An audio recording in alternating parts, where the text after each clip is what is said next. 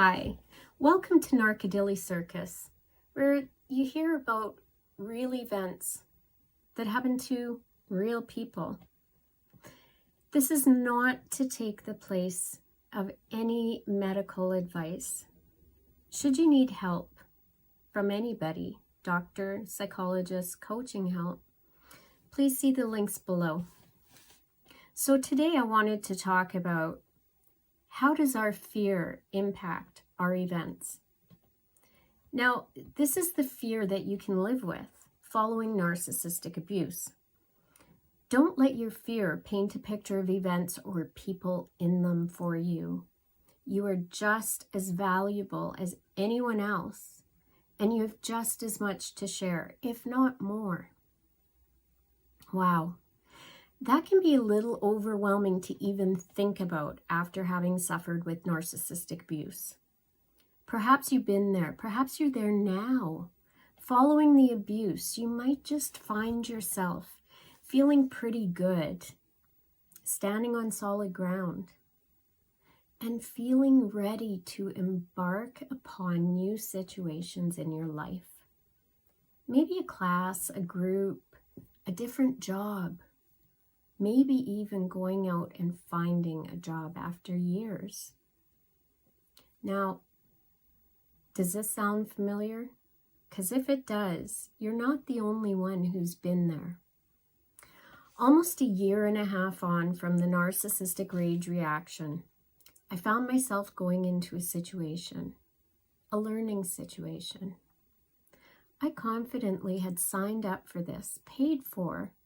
I knew I was interested in it, and I was good at it, or so I'd been told. And, at this point in time, I could half-heartedly agree with that assessment. So I get there. I took a big, deep breath in, used some positive self-talk, and into the learning event I went. The whole situation turned out to be absolutely wonderful. It was positive. I learned more as I pushed myself to do this. It was later, though, that I thought of the insecurities, the fear that I had of even starting this. Where did these insecurities come from? How is it that these insecurities and this fear should become so prominent in my thoughts and my body before and after the event, especially after?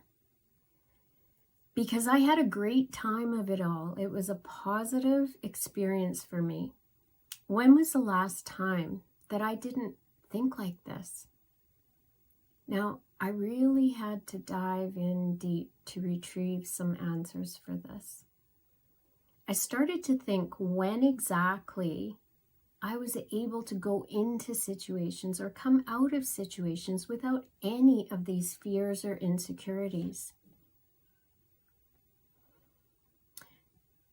What were some of the events in my life that have added as my thoughts, feelings, and physical sensations pertaining to fear and insecurities? This wasn't completely the narcissist's fault.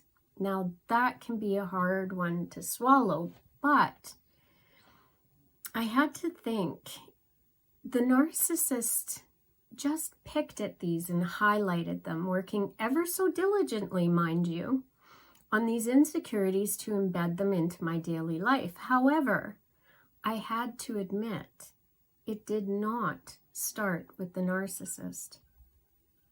So my journey began. Looking back, I have to say that these insecurities within myself had started at various times throughout my childhood. The insecurities carefully built upon throughout my life, but by various different players, no doubt, toxic people, and self-sabotaging beliefs and thoughts. Events as well that I had decided to keep in here. Why?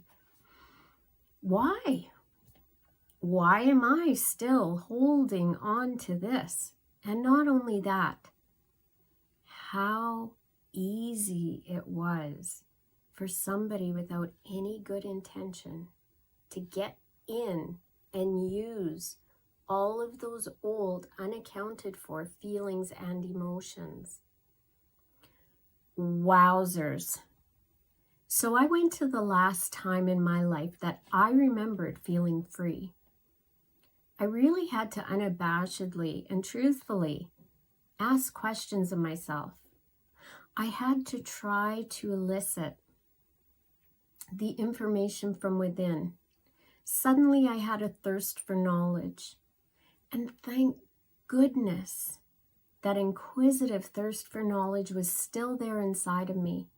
It was a trait that I recognized from childhood. Now, I'm sure that this probably resonates with many of you as well. I was so relieved to have pinpointed this in myself. I knew that I wanted and needed to continue learning. I also knew that I'm responsible for my feeling. Nobody can make you feel anything except for you. The trick to that, though, that comes later. I started to ask myself, what can I do about this? These feelings of fear and insecurity can be overwhelming, and these feelings can keep you from entering situations, even keeping you away from others. So what events in your life had you put away from your childhood that may have given you some insecurities or fears? How did you react to situations prior to knowing the narcissist? What did you do?